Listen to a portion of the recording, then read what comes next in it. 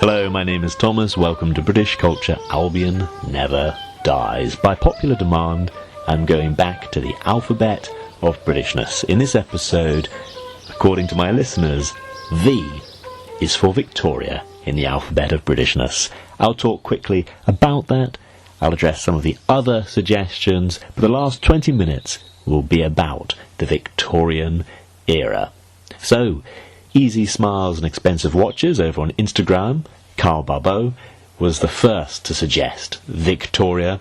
I would suggest Queen Victoria led a relatively dull life, but lived in a very, very interesting era. However, she has been portrayed many, many times in popular media, and it was the work of a moment for me to think of my top 3 TV and movie portrayals of the illustrious monarch.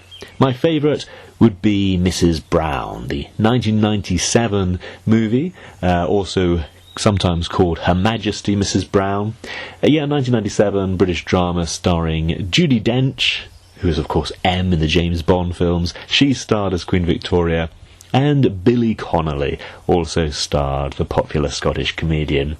It also had the Tomorrow Never Dies alumni Geoffrey Palmer. He portrayed Rear Admiral Roebuck in that Bond film, and Gerard Butler, who can be briefly seen portraying the leading seaman of the HMS Devonshire in the Bond film. Of course, Judi Dench and Geoffrey Palmer disagreed with each other in Tomorrow Never Dies, had a little spat in Mrs. Brown, and of course played opposite each other in As Time Goes By.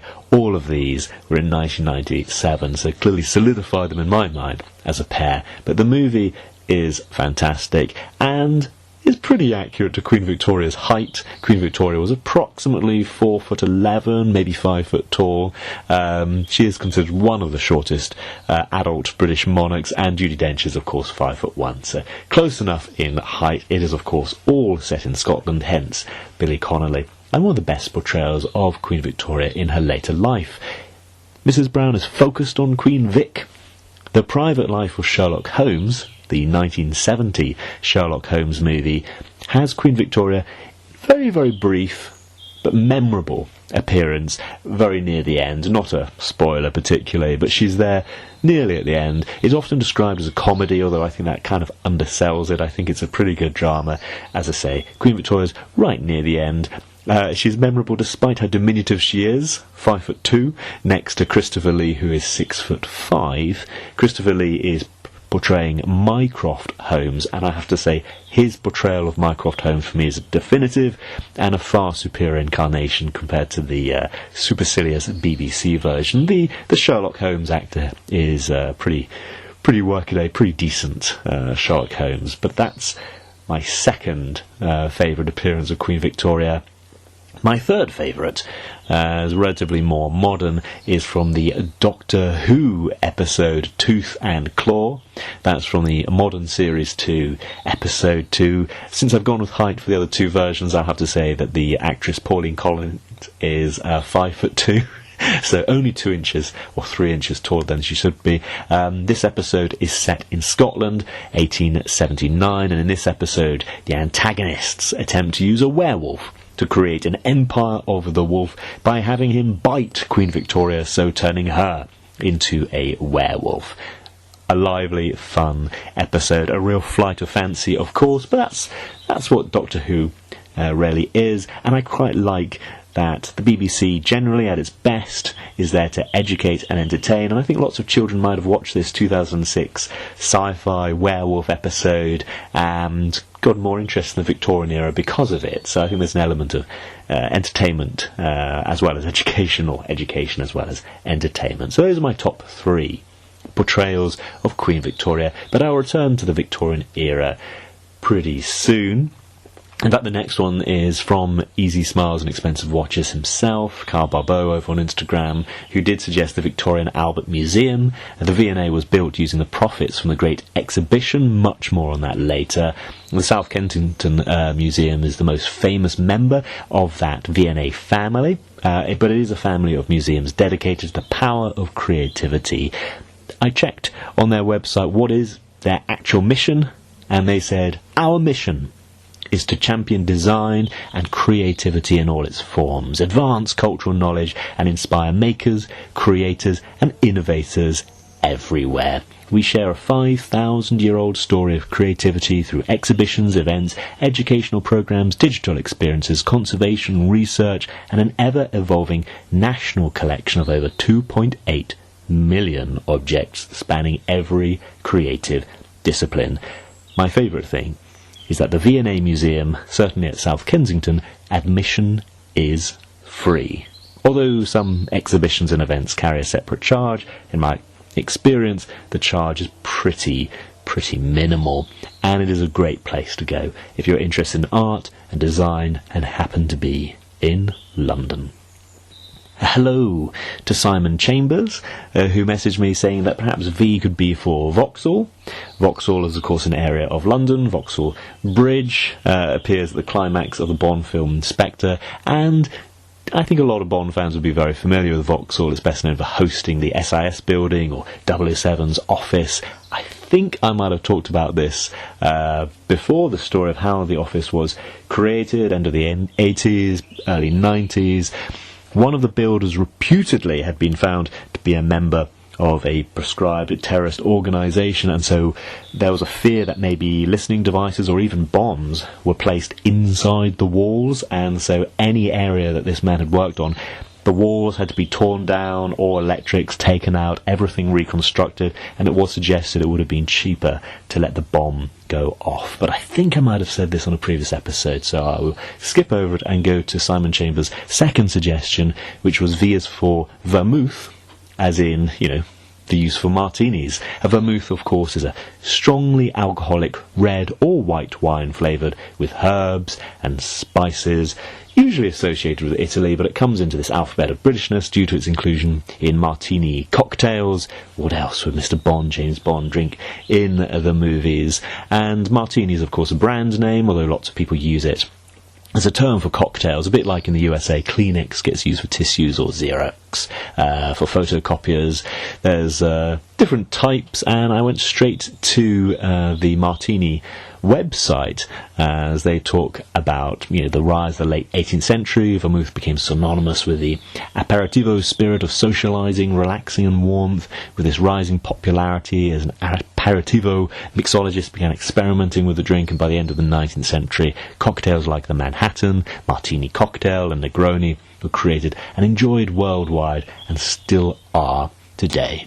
Anyway, it's a kind of flavoured wine popular in cocktails, and it seems silly having mentioned Vermouth not to mention Vesper in Ian Fleming's Casino Royale, the first of his works to feature James Bond. Bond orders a dry martini in a, quote, deep champagne goblet, end quote, and then changes his order and gives the barman that famous recipe.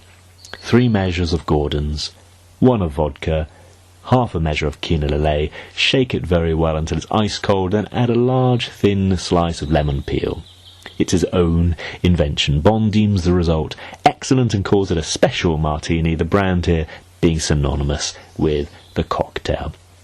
By the way, Vespers is a liturgy of evening prayer, one of the hours in Catholic, Orthodox and Anglican liturgies. This word for prayer time comes from the Latin vesper, meaning evening, and according to Ian Fleming's friend, Evar Bryce, it amused Fleming to have a cocktail as an evening drink named after the evening prayers, coming from a devoted Scots family, as Fleming did.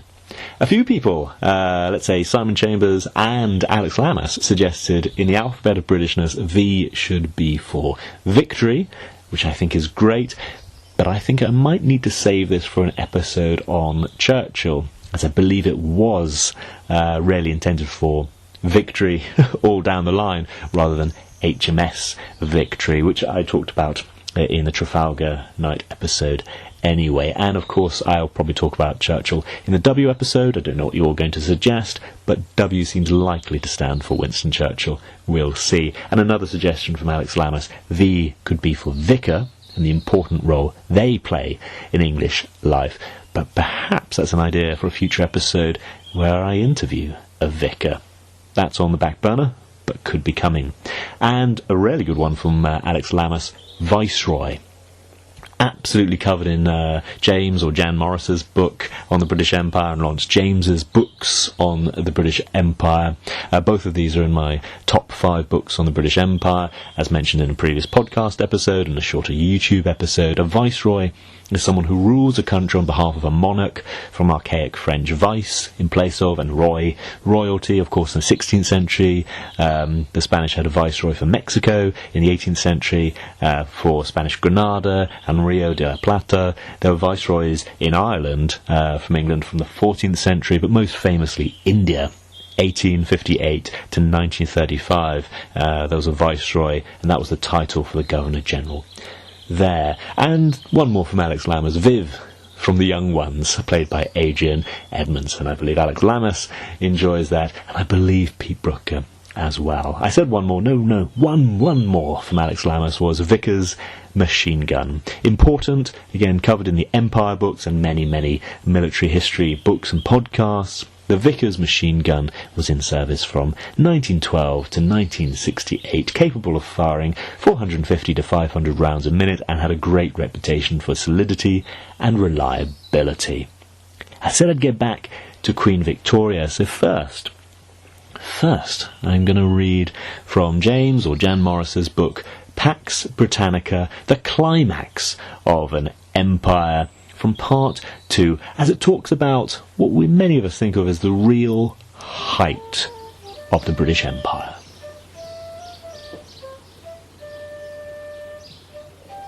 Pax Britannica, the climax of an empire, by James or Jan Morris, part 2. The crowds outside waited in proud excitement. They were citizens of a country which, particularly in its own estimation, was of unique consequence in the world. The 19th century had been preeminently Britain's century, and the British still saw themselves as top dogs. Ever since the triumphant conclusion of the Napoleonic Wars, they had seemed to be the arbiters of the world's affairs, righting a balance here, dismissing a potentate there, ringing the earth with railways and submarine cables, lending money everywhere, peopling the empty places with men of the British stock, grandly revenging wrongs, converting pagans, discovering unknown lakes, setting up dynasties, emancipating slaves, winning wars, putting down mutinies, keeping Turks in their place, and building bigger and faster battleships. By June 1897, all this vigour and self-esteem, all this famous history had been fused into an explosive emotional force. The nation had been carried away by the enthusiasm known as the New Imperialism, an expansionist, sensationalist concept of empire which exactly fitted the spirit of the 1890s.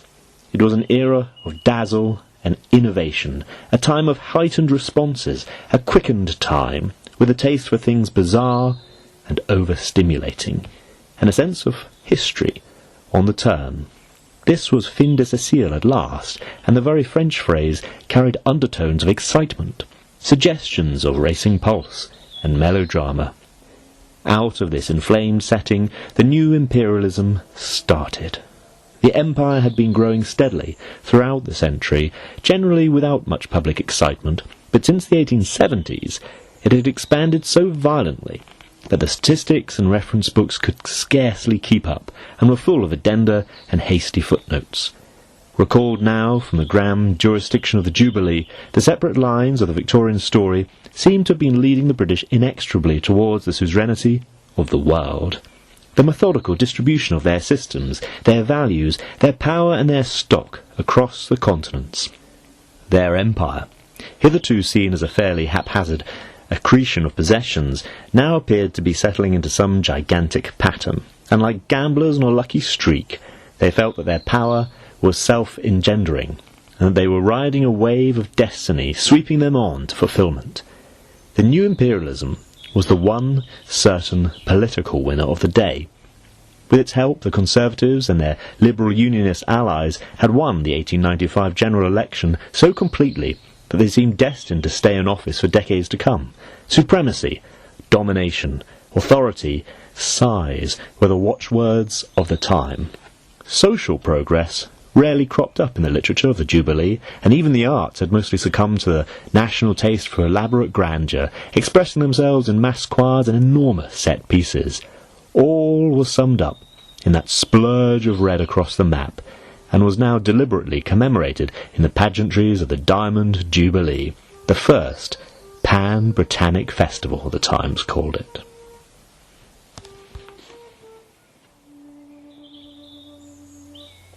I hope you enjoyed that reading from James Jan Morris's book Pax Britannica, the Climax of an Empire, available from all good bookshops, I'm sure. And of course you can check out paintings, photos and even videos of Queen Victoria's Diamond Jubilee 1897. The next reading I've taken from a history book published in 1951, intended for secondary school children, but I think it reads absolutely beautifully. And it's talking about the other end of Queen Victoria's reign. It's talking about 1851, the Great Exhibition. I find this absolutely fascinating and I hope you enjoy it. A Portrait of Britain Between the Exhibitions 1851 to 1951 by Donald Lindsay and E. S. Washington, published 1951. Prologue. England in the 1851 The Great Exhibition. God bless my dearest Albert. God bless my dearest country, which has shown itself so great today. One felt so grateful to the great God who seemed to pervade all and bless all. So wrote Queen Victoria in her diary on the evening of the 1st of May, 1851. Had any of the 21 million of her subjects in Great Britain read this diary, they would have wholeheartedly agreed. For despite of all the gloomy prophecies of disaster, the great exhibition of the works of industry of all nations had opened in the Crystal Palace that morning. Why was it that the success of the great exhibition seemed of such importance and aroused feelings so strong that strangers shook each other by the hand, and stern men thought it no weakness to shed tears in the streets? The emotion was due to both relief and to hope.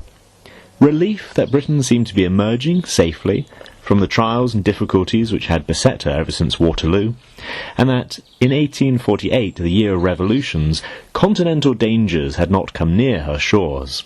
Hope for a future which could bring peace and prosperity. As he looked abroad in 1851, there was much to give the Englishman hope that an unrivalled prosperity lay ahead for his country. All possible competitors seemed in some ways handicapped. France had a reputation in some industries, but bitter rivalry between political parties, often breaking out in revolution, putting her at a disadvantage. Germany and Italy still consisted of a number of comparatively small states, often in conflict with one another. Austria was a country rich in natural resources, but weakened by internal political unrest. Only for another 15 years would she remain the leading power in Central Europe before yielding to the growing might of Prussia in 1866.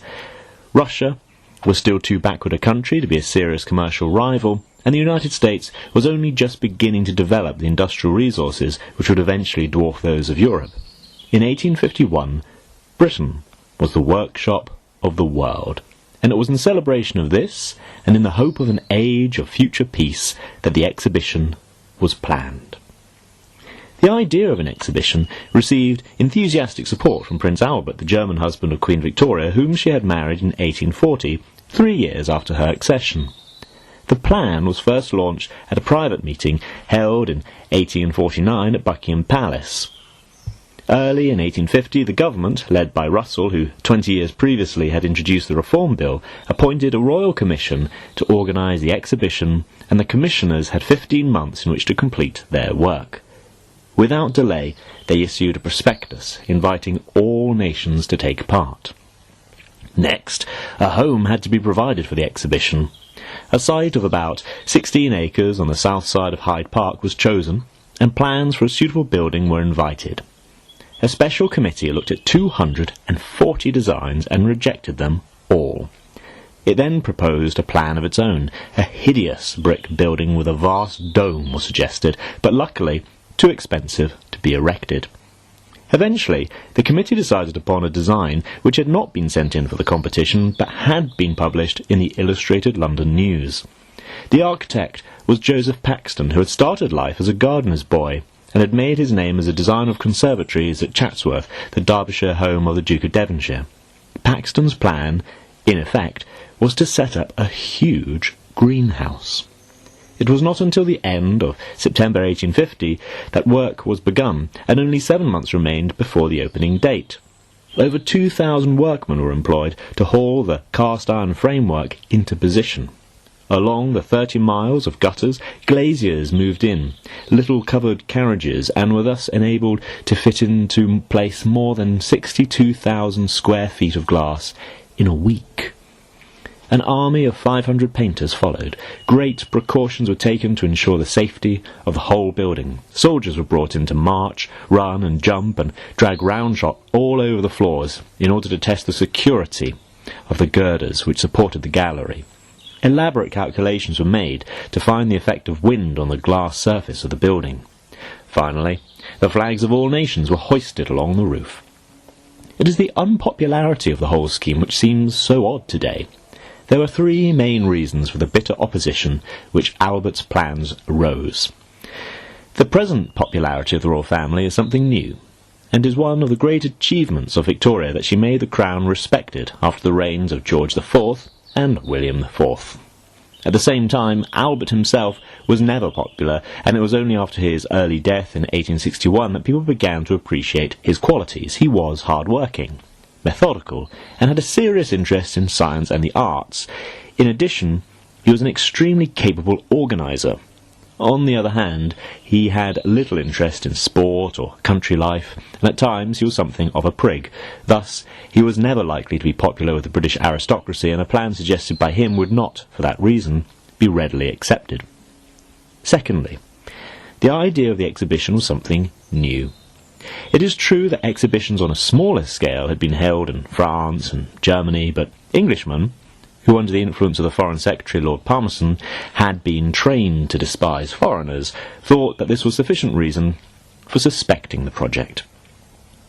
Thirdly, there was a real fear in the minds of the ruling class that Hyde Park would be invaded by a mob of slum dwellers who, on the excuse of coming to the exhibition, would begin by destroying the flowers and trees in the park, and end by pillaging the houses of the wealthy, which were built close by. American papers even prophesied insurrection and revolution within a year. Thus it was that every effort was made to ruin the scheme. An effort was made in Parliament to prevent the use of Hyde Park, one speaker declaring that he hoped that hail and lightning would destroy the accursed building. Punch, which had been started 10 years before, mocked Albert's plans in its cartoons. It was maintained that the glass roof was porous, and the exhibitions would be ruined by the droppings of millions of birds. Even if the glass was not porous, many birds had been imprisoned within the building during its erection, and Victoria felt obliged to summon the Duke of Wellington to give his advice on their removal. "Try sparrowhawks, ma'am," was the brief reply.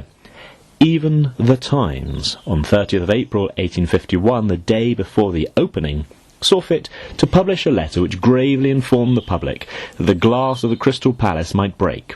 It appears that upon the arrival of the Queen at the Crystal Palace a royal salute is to be fired, and if, as is probable, the muzzles of the guns be presented towards the glass wall of the building, the result would be the officiating gunner will carry off the honours of the day by creating a crash such as will render the loudest tones of the organ utterly insignificant.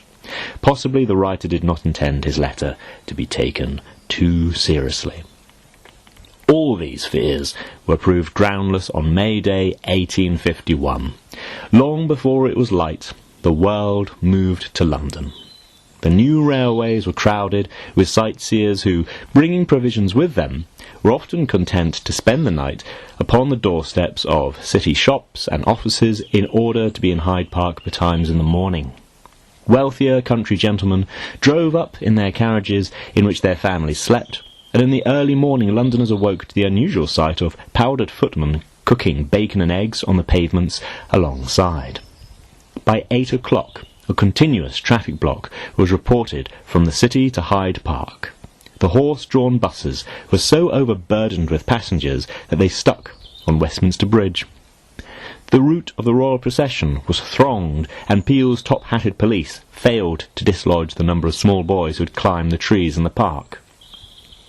The opening ceremony was brilliant.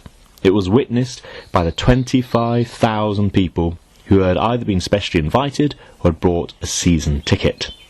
The commissioners grouped themselves in front of the throne, placed beneath a large elm which Paxton's greenhouse had enclosed. At noon, the Queen arrived. Albert, as head of the commission, read a speech of welcome stating that the aim of the exhibition was to encourage nations in friendly industrial rivalry for the benefit of all mankind. Massed choirs sang the Hallelujah chorus, and to the accompaniment of 4 organs placed at strategic points, which took up the welcoming strain in turn.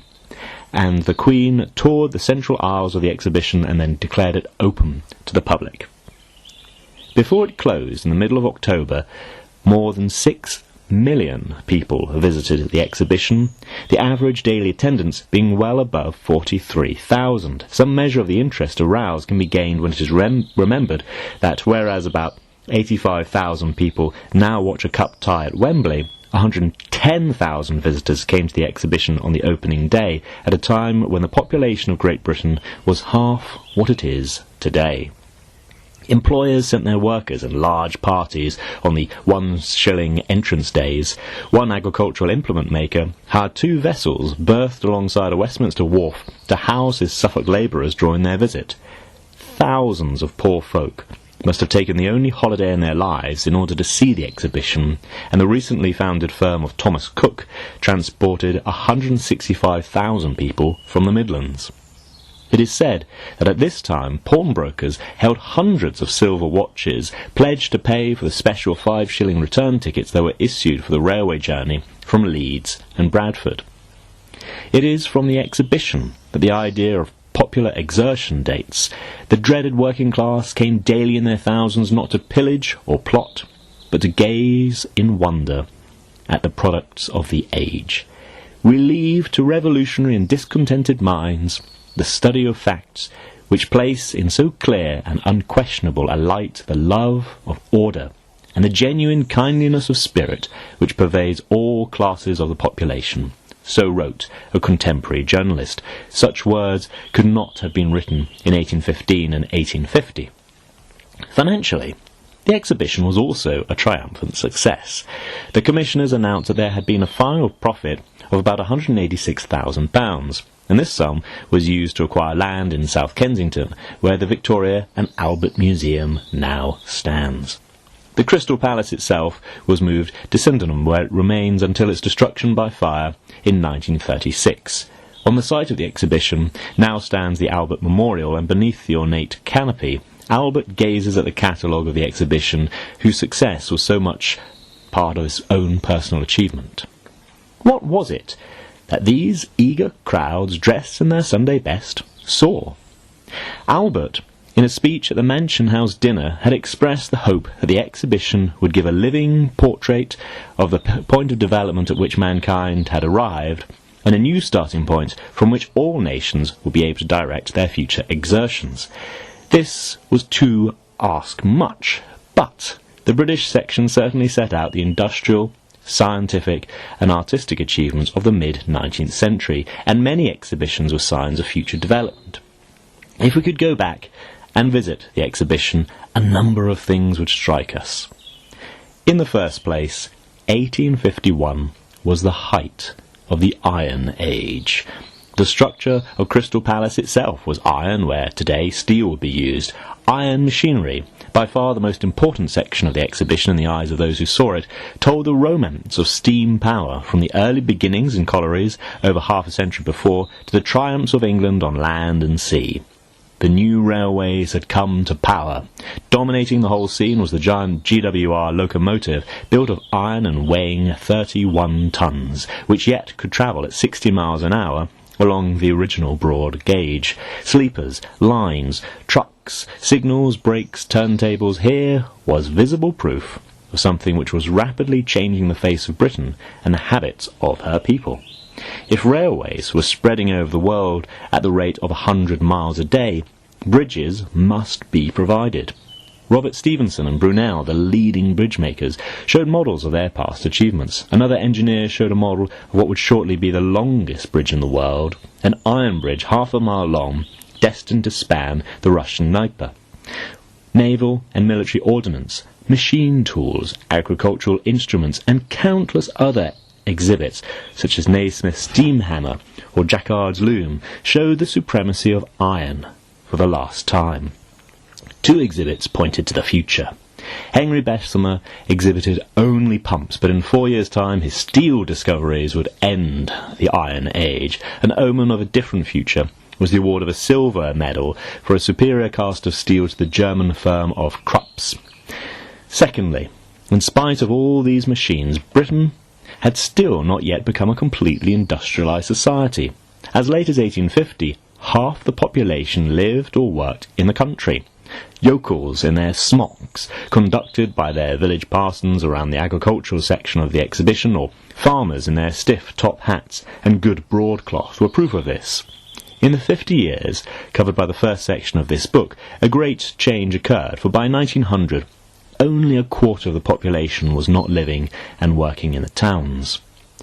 Another sign that Britain was not yet fully industrialised was the large number of small firms which exhibited their products.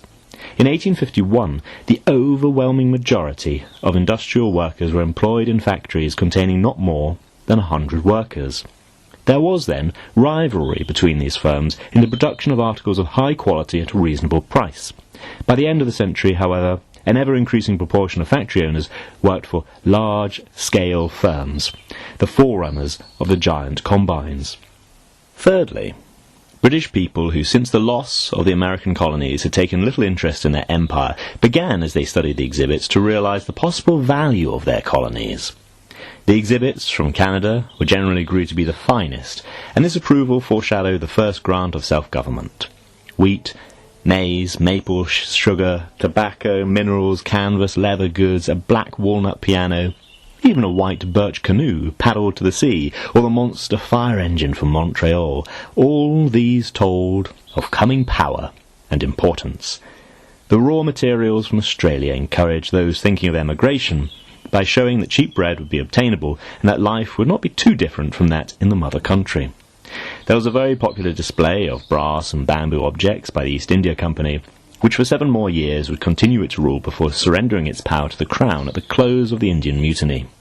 Cotton, dyes, pottery, medicines, and even poisons from Africa opened up visions of unlimited trade with backward peoples.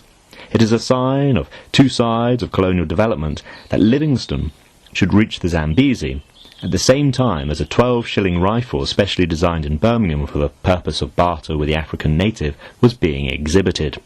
Alongside was a far more efficient model, which might well be used for shooting him down if he resisted the European trader's approach.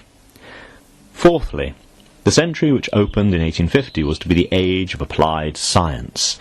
Disguised under the 17th century name of philosophical instruments, for the word scientific had not yet ousted the word used by Sir Christopher Wren, was a wealth of objects foreshadowing the modern world.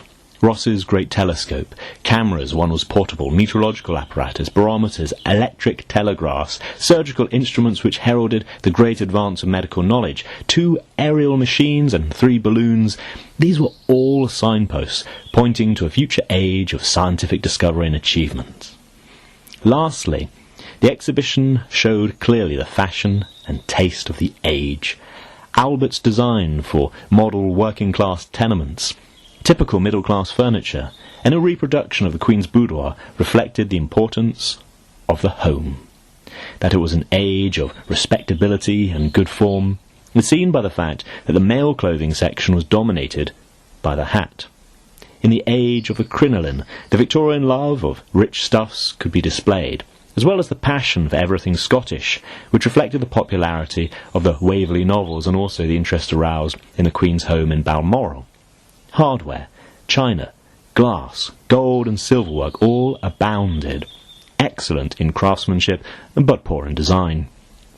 Hard worker and stern disciplinarian though he was, the Victorian businessman liked to turn away at times from his wealth-producing machines to what he believed had been a more colourful and romantic age. For example, a much-admired exhibit was a single oak from Kenilworth Castle which had been turned into a sideboard covered with carved representations of Queen Elizabeth's visit to the Earl of Leicester. Again, the new interest in the Middle Ages was fully seen in the medieval court when the architect Pugin and his helpers created. It was generally believed that the greater the amount of effort expended by the craftsman, the better the resulting work of art. An example of this belief was a silver dining service of 7 pieces which found room for 27 carefully carved figures including camels, elephants, a rhinoceros, a lion, 5 sepoys, a Chinese captive, an Afghan, 2 river gods, 2 nymphs, together with the figure of Asia crowning Britannia. Above all, in an age which prided itself on its respectability, and at a time when self-made men copied the manners of the aristocracy, it was not surprising to find a passion for articles made to give a false air of refinement. Tin hot water cans, painted to look as if they were made of wood, hat stands carved like stag's antlers, or even a glass bracket designed to look like a nymph taking cover amidst rather inadequate ivy. Such was the Great Exhibition of 1851. It's important to us is that for 6 months the Victorians placed their exhibition in a glass case for the world to admire. From the catalogue and from innumerable drawings and photographs, we too can form a picture of the times.